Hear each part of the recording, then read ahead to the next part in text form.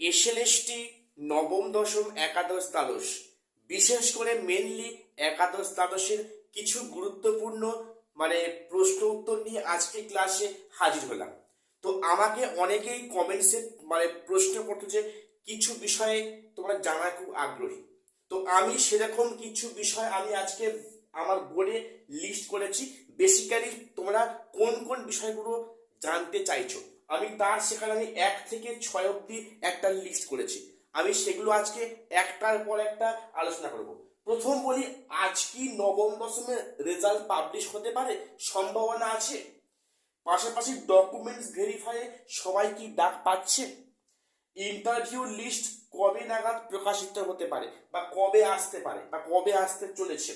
ইন্টারভিউতে কতজন কি ডাকতে পারে এবং ভ্যাকান্সি কত বাড়তে পারে? ভ্যাকান্সি কি সত্যি আপডেট হবে? সেক্ষেত্রে ভ্যাকান্সি বাড়লে কত বাড়তে পারে? পাশাপাশি 12 নভেম্বর কি সমস্ত মামলার নিষ্পত্তি কলকাতা হাইকোর্টে? আসছি আজকে সে নিয়ে বিস্তারিত আলোচনায়। তো welcome to my channel e learning with Arnab sir. চ্যানেলটিকে প্রত্যেকে সাবস্ক্রাইব করে রাখো এরকম লেটেস্ট আপডেট সবার আগে পাওয়ার জন্য।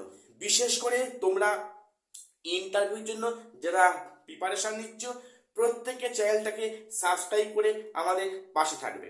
প্রথম বলে রাখি, আমার আজকে শরীরটা খুবই খারাপ, আজকে খুব ঠান্ডা লেগেছে। আমি তাও তোমাদের ক্লাসে এলাম কিছু গুরুত্বপূর্ণ প্রশ্ন উত্তর নিয়ে আলোচনা করতে। তো প্রথম বলে রাখি, আজ কি নবম দশমের রেজাল্ট? দেখো, তোমরা কিন্তু একটা খবর গতকাল থেকে শুনছো যে আজকে নবম দশমের রেজাল্ট পাবলিশ হবে রাত্রি 8টার পরে। দেখো, আমি এ বিষয়ে বলি, এ বিষয়ে কিন্তু কোনো অথেন্টিক তথ্য অন্তত আমার হাতে নেই।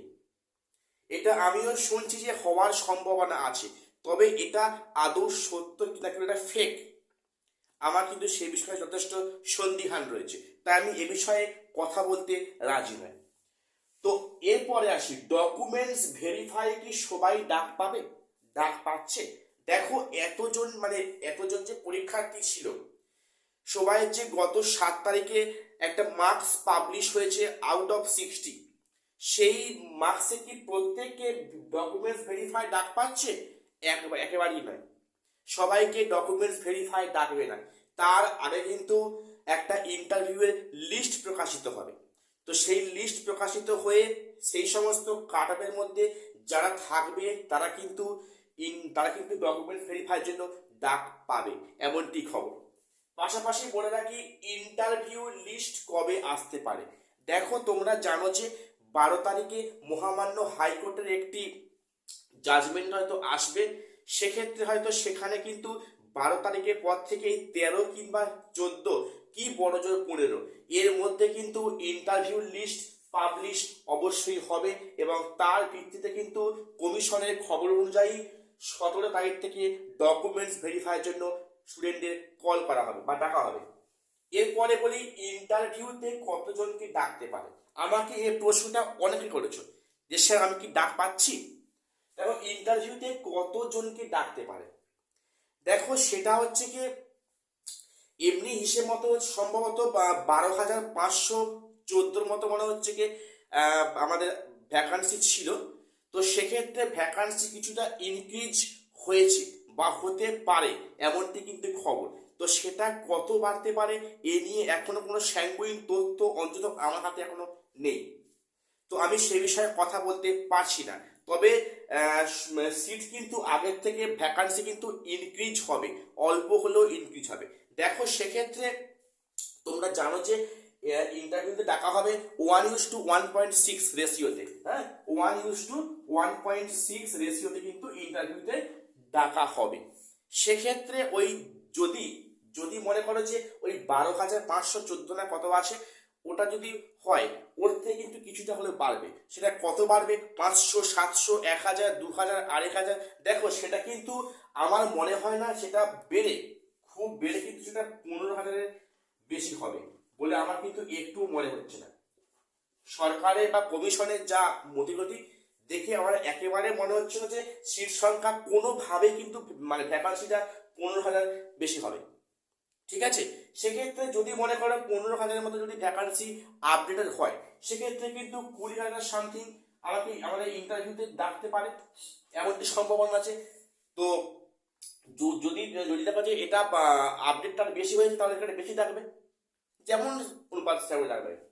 তো এবারে বলে রাখি ভ্যাকান্সি কত বাড়তে পারে, যেটা বলছিলাম ভ্যাকান্সি কত বাড়তে পারে। আমাকে এই প্রশ্নটা শয়ে শয়ে প্রার্থীরা করছে যে এরকম যে ডকুমেন্টস ভেরিফাই সরি ভ্যাকান্সি কত বাড়তে পারে, আমাকে অনেকে প্রশ্নটা করছো।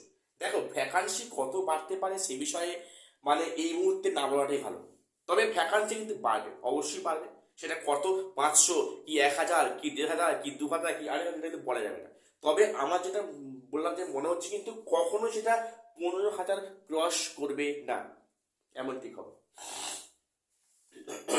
এবারে বলে রাখি 12 নভেম্বর কি সমস্ত মামলার নিষ্পত্তি হবে। দেখো এই এখন যা কমিশন যে রাস্তায় হাঁটছে, আমরা গত 7 তারিখে যে আমরা প্রসেসে রেজাল্টটা দেখতে পেলাম, এই যে একটা মার্কস যে পাই দেওয়ার একটা ধান্দা, ঠিক আছে, যে করছে, এর ফলে কিন্তু আমার যেটা মনে হচ্ছে কেস কিন্তু এবার থেকে অনবরত কেস হবে। তো যে সমস্ত কেস লিস্টেড আছে সেগুলোকে যদি এক জায়গায় মার্জ করা হয়েছে, সেক্ষেত্রে কিন্তু 12 তারিখে সমস্ত কি মামলা নিষ্পত্তি হতে পারে। আমার তো মনে হয় একেবারেই নয়, সমস্ত মামলা নিষ্পত্তি হবে না। তবে হ্যাঁ, তবে কিন্তু ওই এক্সপিরিয়েন্সের নাম্বারটা কখন দেয়া হবে এ নিয়ে কিন্তু অবশ্যই সেদিনকে একটা জাজমেন্ট আসতে পারে। তবে এখানেও সমস্যা, কি সমস্যা, যদি দেখো যে সেদিনকে কমিশনের বিরুদ্ধে কোনো রায় বা জাজমেন্ট দিয়েছে, সেক্ষেত্রে কিন্তু কমিশন বসে থাকবে না। নিয়োগ প্রক্রিয়া হোক আর না হোক, ডিভিশন বেঞ্চ এবং তারপরে কিন্তু সুপ্রিম কোর্টে অবশ্যই কমিশন যাবে এবং যাওয়াটা স্বাভাবিক, ঠিক আছে। সেক্ষেত্রে কিন্তু এই সম্পূর্ণ রিক্রুটমেন্টটা লেন্দি হতে পারে, এমনটা সম্ভাবনা আছে। তবে সব মামলা কিন্তু যে অন্তিম নিষ্পত্তি হবে সেটা কিন্তু কখনই বলা যায় না বা বলা যাবে না। জানি না এরপরে আরো কি নতুন নতুন মামলা আসতে পারে আমাদের সামনে। তো আমার আজকে বেসিক্যালি এ নিয়েই আপডেট দেওয়ার ছিল। আমি আজকে ভিডিওটা বেশি লেন্দি করতে পারছি না বা করছি না। তো আজ এখানে শেষ করলাম। প্রত্যেকের চ্যানেলটাকে সাবস্ক্রাইব করে আমাদের পাশে থাকবে। আজ শেষ করছি, দেখা হচ্ছে পরে কোনো আপডেট নিয়ে। নমস্কার।